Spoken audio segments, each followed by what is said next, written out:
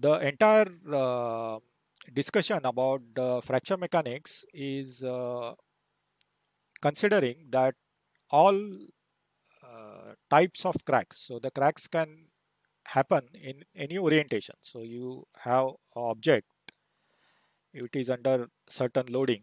So loading could be of different types. There will be forces, moments, and your crack could be oriented in any direction. It could be along this direction or it could be in another direction, and the loads are as shown here. So this combination of load and cracks would be infinite types. Based on the studies done during this time, it was found out that all these combinations, different combinations of crack orientation and different types of load acting on the crack can be classified into three basic types. There are three modes of fracture, and these three modes define the fundamental modes in which the load and the crack interact with each other. And any other combination of load and crack orientation can be given as superimposition of these three basic modes. So let's understand the three basic modes in terms of which any other combination of load and crack can be handled. The first mode is known as opening mode. So in this particular mode, the load is perpendicular to the crack plane. So in this case, the crack plane is as shown here, and the load is acting perfectly normal to that. As the name of this particular mode suggests, under this mode, the body would deform in this manner. So under the action of load, both the tips in front of the crack tip, they would open up.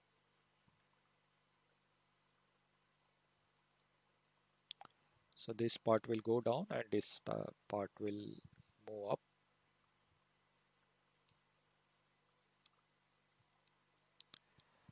So in this case, the crack tip, its crack mouth, it opens up. So if you have this as the crack tip under the action of load, which is perpendicular, the crack tip opens up as shown here.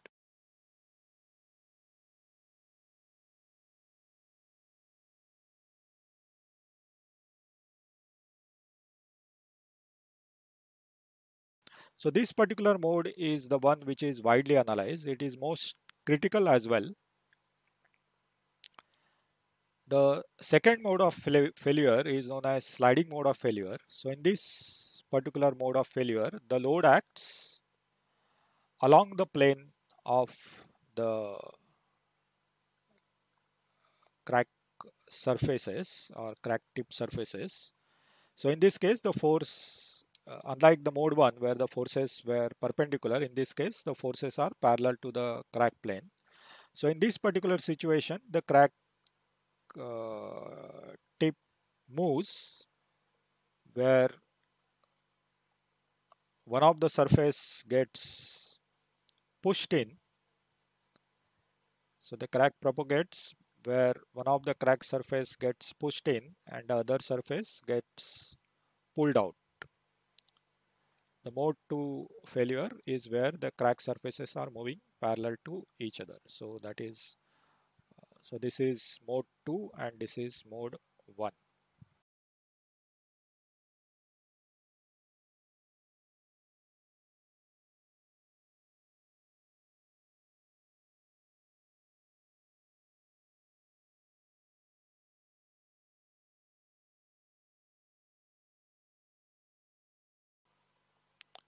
The third mode of failure is known as tearing mode.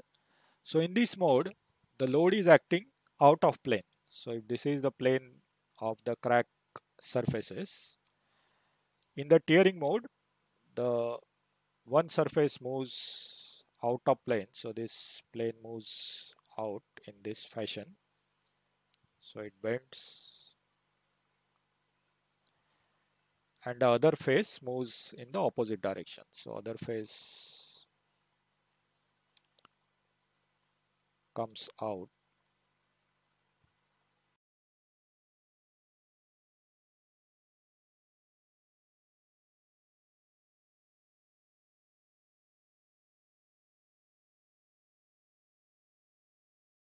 So to just recap all the three modes of failure, the first mode of failure is where the two surfaces which define the crack, they move away from each other. So this is the mode 1 or opening mode.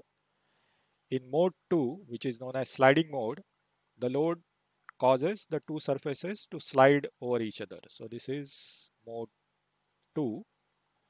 And in mode 3, the two planes or the two surfaces which define the crack surface, they move out of the plane.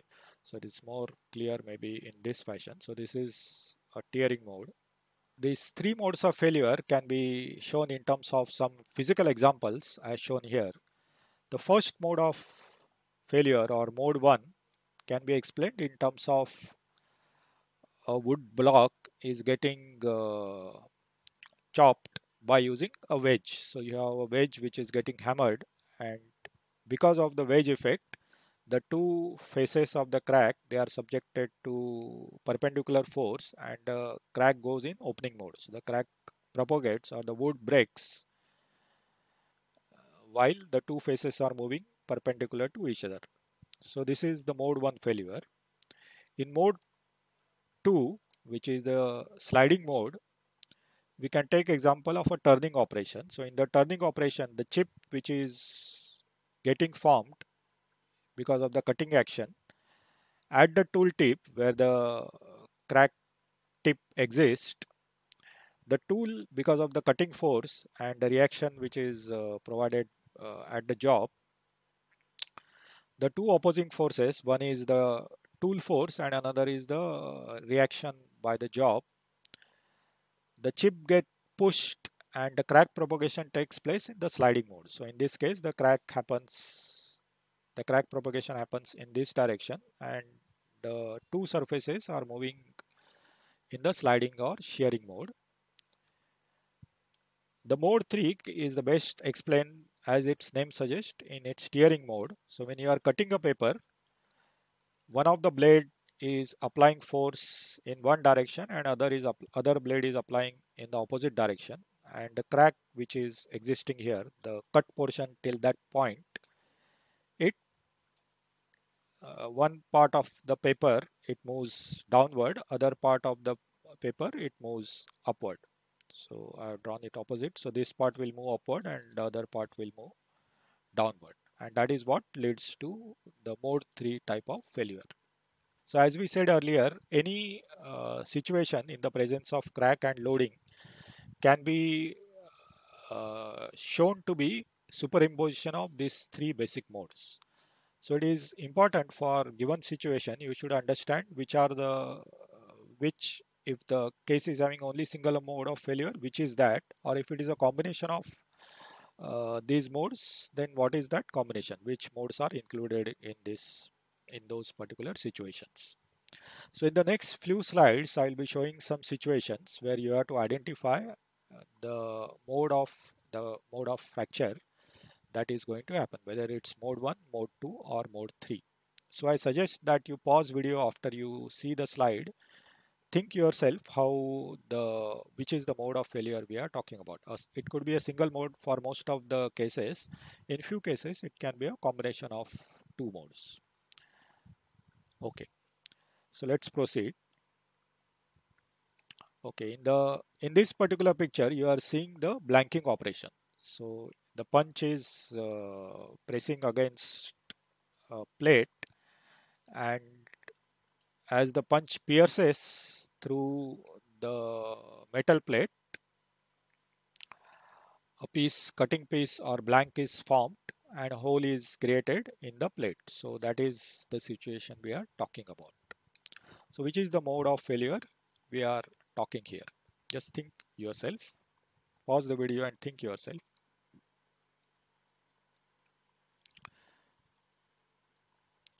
I think most of you would have guessed it correctly. So in this case, the punch is making the it is more clear in this particular picture where the crack propagation is happening in the sliding mode. So it is a mode 2 type of failure.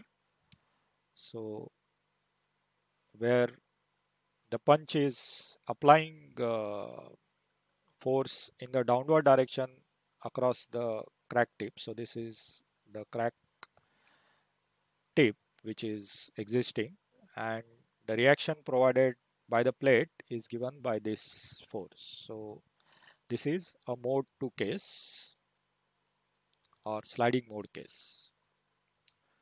Consider a case where you have a simply supported beam which is subjected to symmetric loading and is having a crack at its center, exactly at the center.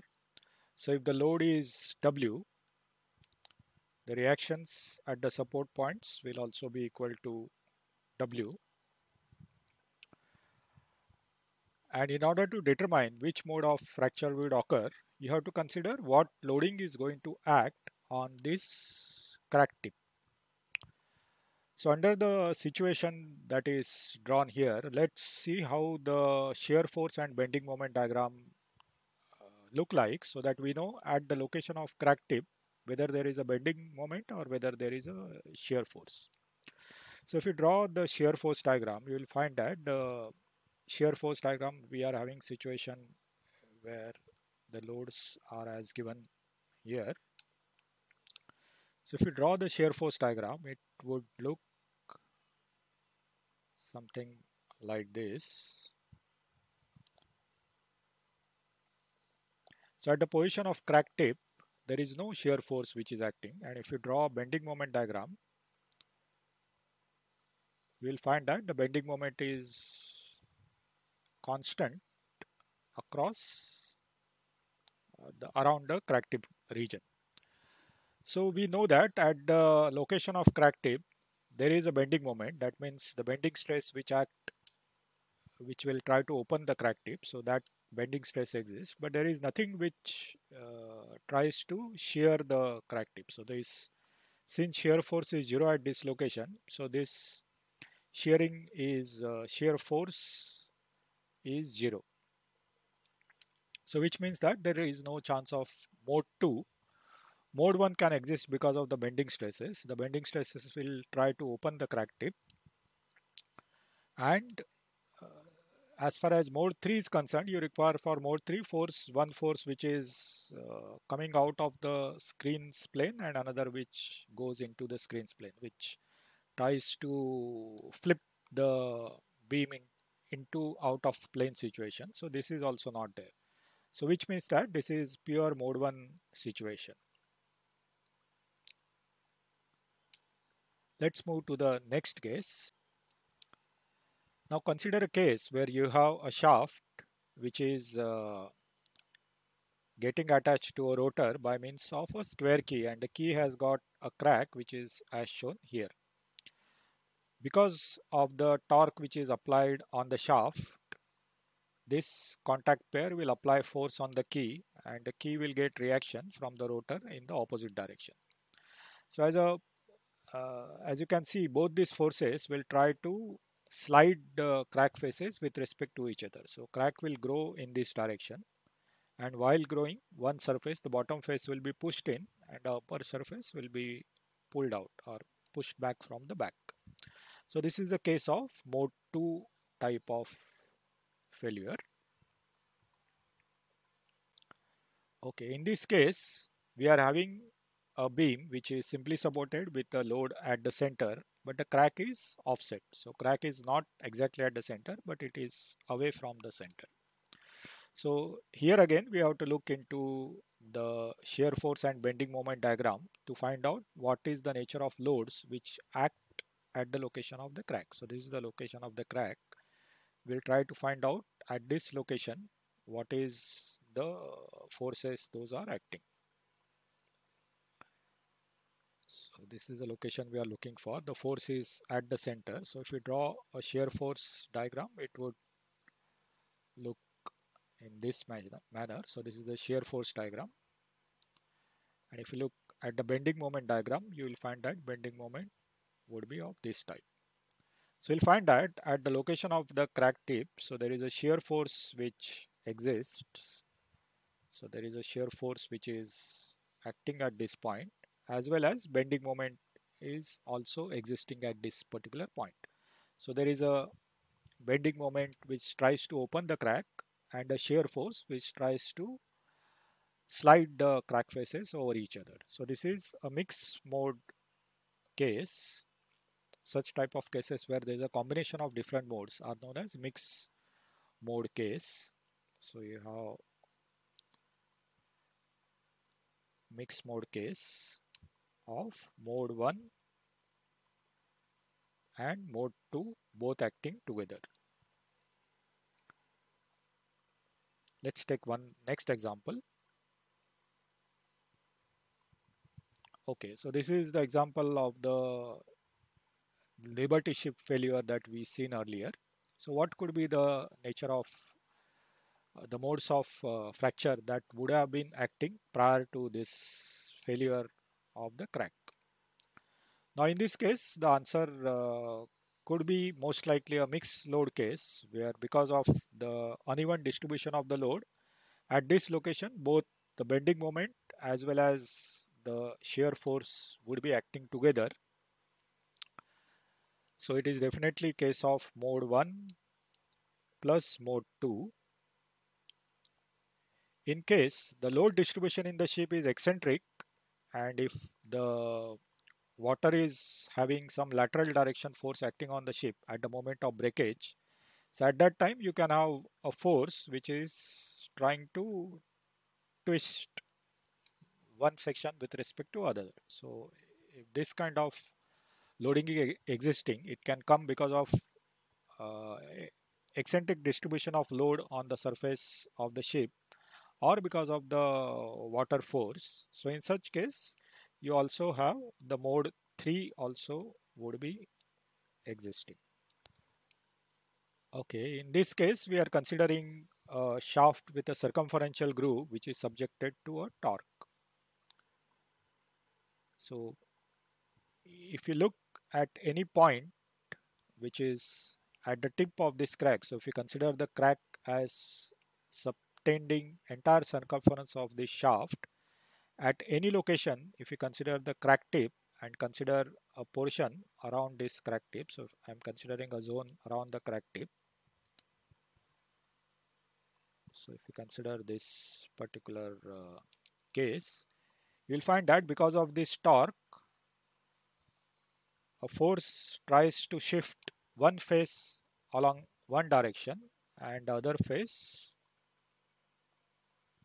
along the other direction. So this torque, the torque which is acting here, tries to pull one of the crack face out of the screen and another into the screen. So this is the case where at every point the two crack surfaces will move out of the plane, and as a result this is an example of mode 3 type of failure.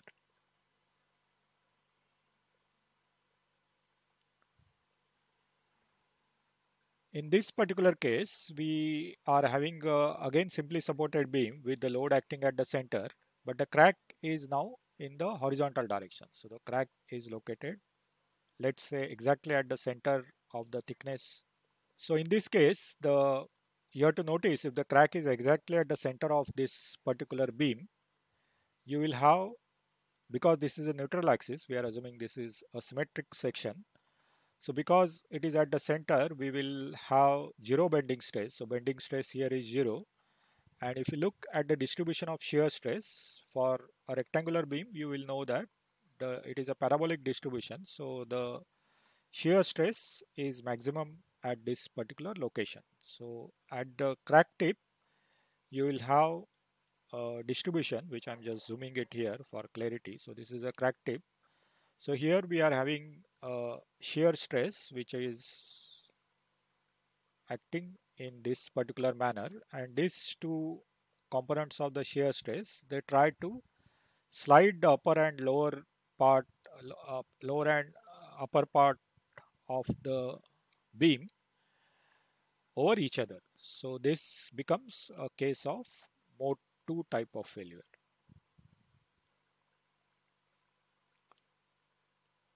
Okay, last we will consider a case of cylinder which is subjected to internal pressure and it is having three cracks. At one circumferential crack at location A, another longitudinal crack under at location B, and an inclined crack in location C. So under internal pressure at each of the location you have to decide what is the mode of failure. So let's go one by one.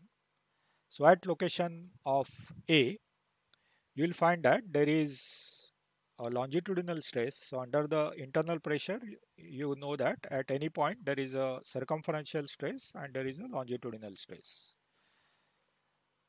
So at crack A, the longitudinal stress as well as circumferential stress would exist, but the circumferential stress will only pull the crack along its length direction. It is not going to cause any movement of the two crack surfaces, and only longitudinal stress will try to open up the crack. So this is a case of mode 1 of fracture mode. At the location B, similarly you have hoop stress which will try to open the crack tip, and the longitudinal stress will not have any effect on the crack faces. So the crack faces will only get elongated, they will not move with respect to each other. In case of uh, the location C, both longitudinal and hoop stresses would act together and will move the crack surfaces with respect to each other, and this is a mixed mode case. So this is mode 1 plus mode 2 situation.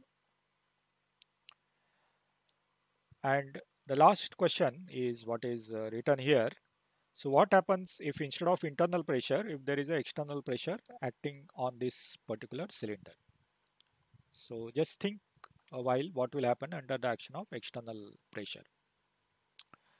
Okay, the answer is that under external pressure, all these stresses, they will act. For example, at location A, the stresses which were drawn earlier, they will reverse their direction. So under the action of external pressure, the longitudinal stress will be compressive, as a result of which the crack faces will try to close with respect to each other. At the same time, the hoop stresses are parallel to the crack face, so they will not cause any movement of the crack face with respect to each other.